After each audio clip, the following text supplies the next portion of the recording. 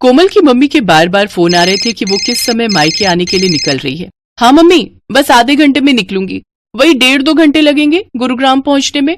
रास्ते में बहुत जाम मिलता है, तो मेट्रो से आ जा। मम्मी वो अटैची और बैग भी है ना, इसलिए मैंने कैब कर ली है। आप टेंशन मत लो, मैं आ जाऊंगी। ठीक है कोमल, आ जाना टाइम से, मैं खाना तैयार रखूंगी। कोमल फोन पर कुछ और कहती, उससे पहले ही फोन कट गया। कोमल मायके जाने की तैयारी करने लगती है।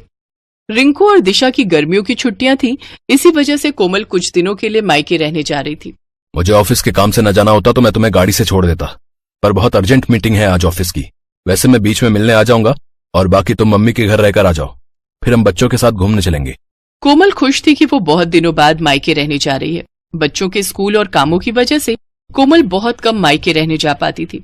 अब बच्चों की छुट्टियां थी, इसलिए कोमल कुछ दिनों के लिए मायके रहने जाती है। पर जब वो मायके पहुंची तो उसकी भाभी सुनैना घर पर नहीं थी। नानी माँ, मुझे मैंगो शेक पीना है। नानी माँ, मुझे मैंगो खाना है। हाँ हाँ बच्चों रुको, मैं अभी तुम दोनों के लिए मैंगो भी लाती हूँ और मैंगो शेक भी। मम्मी, भाभी अपनी मम्मी के घर से कब तक आएंगी? बस आने ही वाली होगी, मैंने उसे बता दिया था कि तुम आने वाली हो। अभी कोमल पूरी बात भी नहीं कर पाई थी कि सुनैना अपने 2 बच्चों चारू और दीपू के साथ आ जाती है। अरे माँ जी, फ्रिज के सारे आम काटकर अपनी बेटी को ही खिला दिए या फिर 1-2 छोड़े भी हैं? कैसी हो कोमल? नमस्ते भाभी, मैं ठीक हूँ, वो बच्चे मैंगो की जिद। हाँ हाँ, आम का सीजन है और बच्चे अपने मामा के घर आए तो आम तो खाएंगे ही ना। ये देखो, मम्मी ने पके हुए बढ़िया दशहरी आम खाने को दिए, पूरे 5 किलो हैं। अब देख लो, पिछली गली में मेरा घर है, फिर भी मम्मी पापा मुझे सामान देते ही रहते हैं। मैं भी कुछ न कुछ ले जाती रहती हूँ, कभी खाली हाथ नहीं जाती। सुनैना, कोमल भी आम और लीची लेकर आई है, फ्रिज में रख दिए हैं। अच्छा किया, वैसे भी अब कुछ दिन यहाँ रुकोगे तो बच्चे तो कुछ न कुछ खाने को मांगते ही रहते हैं। अच्छा, मैं ये आम फ्रिज में लगा कर आती हूँ। सुनैना रसोई में चली जाती है, पर कोमल उस समय गुस्से में थी। मम्मी, यही वजह है कि मैं यहाँ ना पसंद नहीं करती हूँ। मेरा तो मन ही नहीं था कि मैं इस बार छुट्टियों में मायके आऊँ। सुधीर तो बोल भी रहे थे कि कहीं घूमने चलते हैं। मैंने ही उन्हें मना कर दिया कि नहीं, पहले मैं कुछ दिन मम्मी के घर जाकर आऊंगी, इसके बाद घूमने जाएंगे। बहुत बड़ी गलती कर दी जो मैं यहाँ आ गई। अगर भाभी का यही रवैया रहा ना तो मैं फिर कभी नहीं आऊंगी मायके। अरे सुनैना की बातों पर ध्यान मत दिया कर, वो ऐसी ही है। उसे समझ नहीं है कि कब क्या बोलना चाहिए। और ये घर मेरा है, तेरी माँ का है। अभी क्योंकि मैं जिंदा हूँ इसलिए तू अपनी माँ के घर आई है, आराम से रह। आज तेरे पापा जिंदा होते तो तेरे आने पर पलके बिछा देते।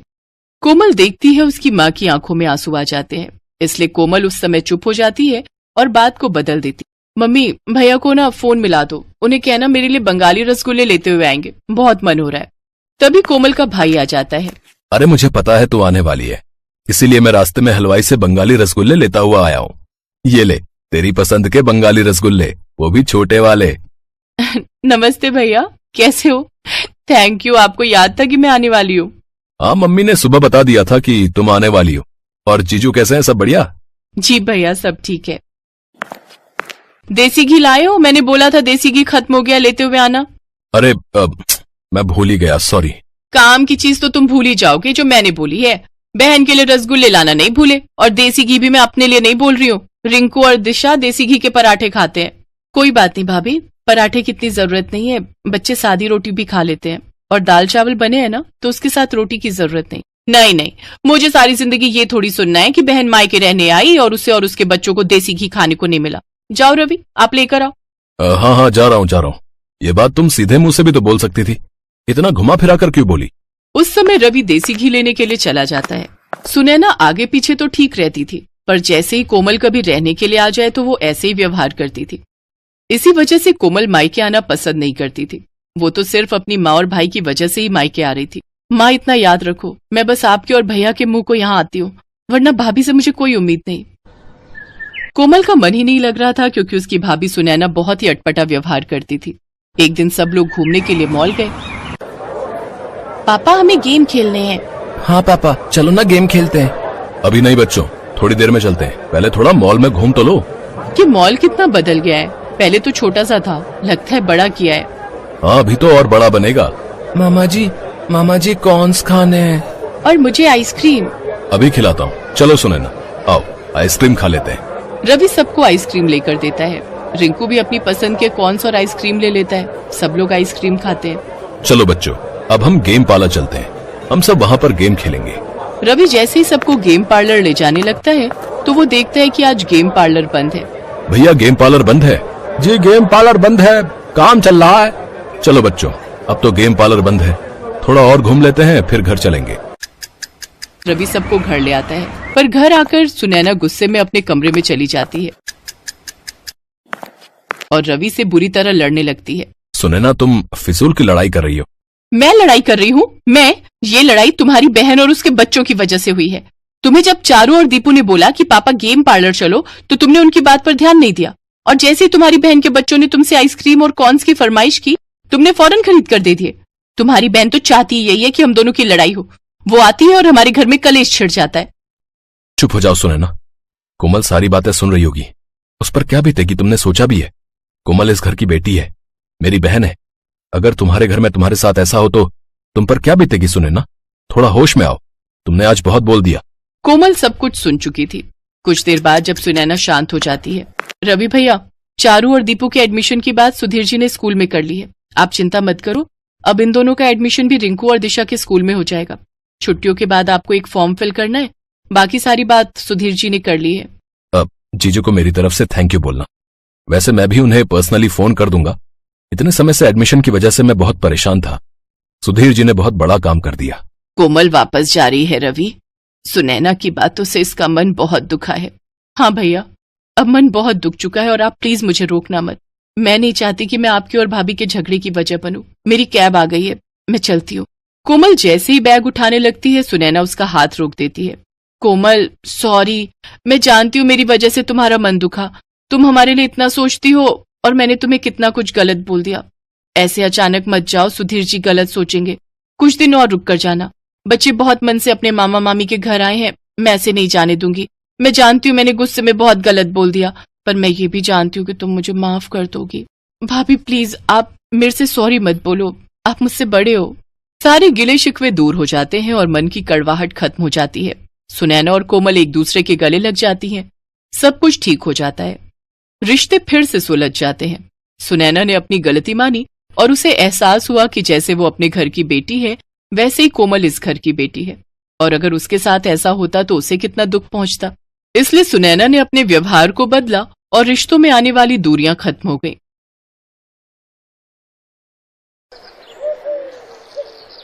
कुछ दिनों से मीरा बहुत परेशान थी।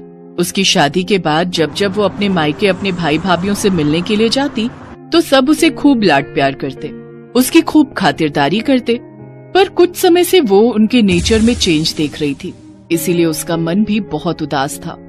क्या हुआ बहू, तुम थोड़ी परेशान दिखाई दे रही हो? मुझसे कहो, मैं भी तो तुम्हारी माँ हूँ। माँ जी, शादी से पहले भैया भाभी मेरे से बहुत प्यार से बात करते थे, मेरी छोटी छोटी जरूरतों का बहुत ख्याल रखते थे, मुझे किसी भी चीज की कमी नहीं होने देते थे। पर शादी के बाद मैं जब भी उनसे मिलने जाती हूँ वो मेरे से ठीक से बात ही नहीं करते और यहाँ तक कि मुझसे मिलने भी नहीं आते, और मुझे उन्होंने बुलाना भी बहुत कम कर दिया है। आखिर ऐसा क्या हुआ है जिस वजह से वो लोग मुझसे बात करने से कतराने लगे हैं? हो सकता है बहू ये तुम्हारे मन का वहम हो। पहले तुम उनके साथ रहती थी ना, तो तुम्हें इस बात का एहसास नहीं होता था। अब तुम उनसे दूर हो इसलिए तो उन्हें ज्यादा याद करने लगी हो, तभी तुम्हारे मन में ऐसे विचार आ रहे हैं। मुझे नहीं लगता कि ऐसा कुछ उनके मन में होगा। एक काम करो, तुम कुछ दिनों के लिए अपने मायके रहकर आ जाओ, इससे तुम्हारे मन का वहम भी दूर हो जाएगा और तुम्हारा उदास मन भी ठीक हो जाएगा। थैंक यू माँ जी, मैं तो पता नहीं क्या क्या सोच रही थी। मैं कल ही मायके रहने चली जाती हूँ। एक काम करती हूँ, मैं उन्हें कुछ बताऊंगी नहीं, उन सबको सरप्राइज दूंगी। अगले दिन मीरा अपने भैया भाभी को सरप्राइज देने के लिए अपने मायके पहुँचती है, पर वहाँ पर तो ताला लगा हुआ था। अरे, घर पर तो ताला लगा हुआ है, हो सकता है निशा भाभी और अलका भाभी कहीं बाहर गई हो। थोड़ा इंतजार कर लेती हूँ। एक काम करती हूँ, निशा भाभी के मोबाइल पर फोन करती हूँ। मीरा अपनी बड़ी भाभी को फोन मिलाती है, पर फोन ही नहीं मिल रहा था। तभी पड़ोसन उसके पास आती है। अरे मीरा बिटिया, कैसी हो? नमस्ते आंटी जी, मैं ठीक हूँ। आपको कुछ आइडिया है कि भाभी कहाँ गई हैं?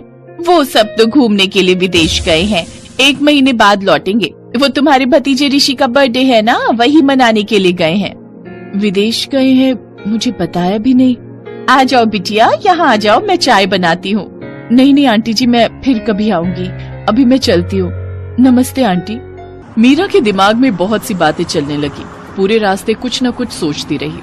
अजय भैया और विजय भैया तो कह रहे थे कि मेरी शादी के लिए उन्होंने कर्ज लिया है, उनके पास शादी के लिए पैसे नहीं है, पहले ही उनका काम अच्छा नहीं चल रहा, बड़ी मुश्किल से मेरी शादी कर रहे हैं, पर विदेश ट्रिप में बर्थडे के लिए फिर उनके पास पैसे, मुझे कुछ समझ नहीं आ रहा।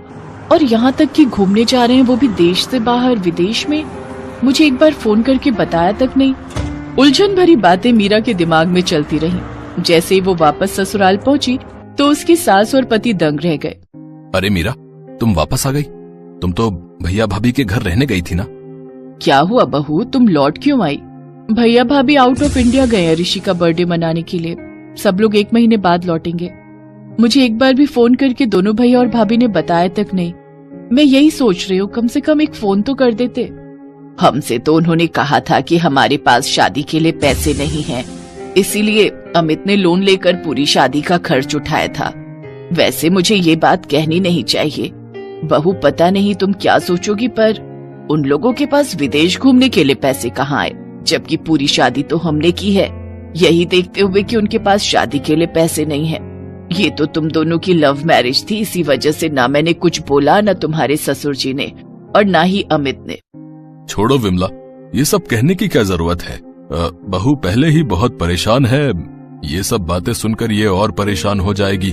कोई नहीं, मीरा हमारी बहू है, हमारा खर्चा हो या इसके मायके वालों का, बात एक ही है। अगले 1 महीने तक मीरा के भाई भाभीओं ने एक भी फोन नहीं किया। अचानक 1 महीने बाद एक दिन जब मीरा अपने पति अमित के साथ बाजार गई हुई थी, वहीं उसकी दोनों भाभियां उसे दिखाई दें, पर वो दोनों उससे नजरें चुराने लगी। सुनो, ये तो निशा भाभी और अलका भाभी है ना? इसका मतलब ये लोग विदेश से वापस आ गए, पर इन्होंने आकर भी मुझे फोन नहीं किया। चलो तो मैं बात करती हूँ। छोड़ो ना मीरा, जब उन्होंने ही तुम्हें याद नहीं किया तो तुम क्यों उनसे बात कर रही हो? रहने दो। नहीं नहीं, ऐसे थोड़ी होता है। जरा पूछूं तो, वो मेरी भाभियां हैं, उनसे ये सब पूछने का तो मेरा हक बनता है। रुको, मैं अभी पूछती हूँ।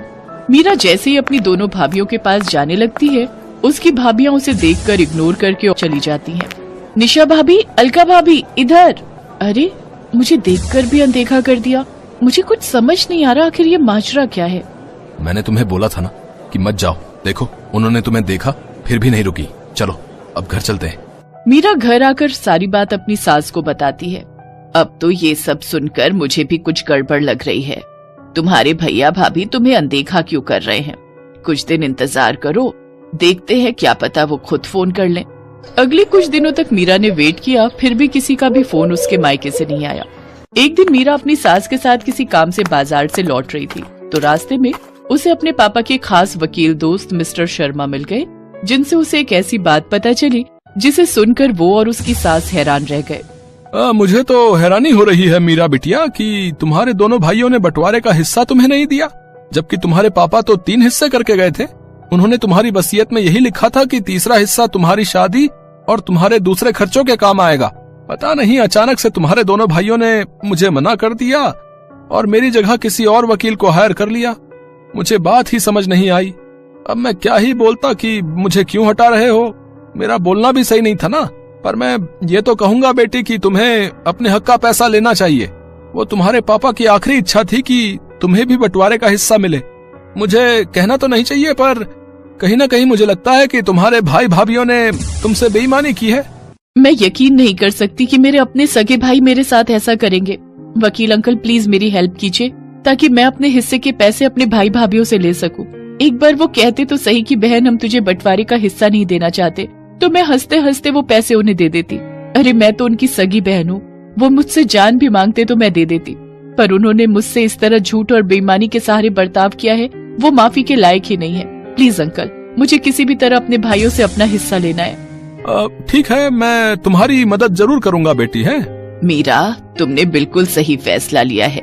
मैं और बाकी घर के लोग भी तुम्हारे साथ हैं। Thank you mummy ji, thank you so much. मुझे पता है कि आप लोग बहुत अच्छे हैं। आपने खुद ही सारी शादी का खर्च उठाया था, ये बात मैं कैसे भूल सकती हूँ। अब मैं अपने भाई भाभीओं से अपने पापा की जायदाद का हिस्सा जरूर लूंगी, जो वो मेरे लिए छोड़ कर गए हैं। वकील मिस्टर शर्मा की हेल्प से मीरा को अपने पिता की जायदाद में से तीसरा हिस्सा मिल जाता है, जो वो उसके नाम करके गए थे। पर मीरा को इस बात का दुख था कि उसके भाई पैसों के लिए उसके साथ गलत हो गए। आज से मेरा कोई मायका नहीं है। भूल जाना कि आपकी कोई बहन भी थी। ऐसा मत कह मीरा, हमसे गलती हो गई। हाँ मीरा, पैसों के लालच में हम अंधे हो गए थे। नहीं भैया, अब बहुत देर हो चुकी है। प्लीज अब आप मुझसे कभी भी कोई वास्ता मत रखना। थैंक यू शर्मा अंकल, आपने मेरी बहुत हेल्प की। मीरा की आंखों में आंसू थे। उसने हमेशा के लिए अपने भाइयों से मुंह मोड़ लिया। शायद उसके भाई भाभीियों के लिए यही सबसे बड़ी सजा थी।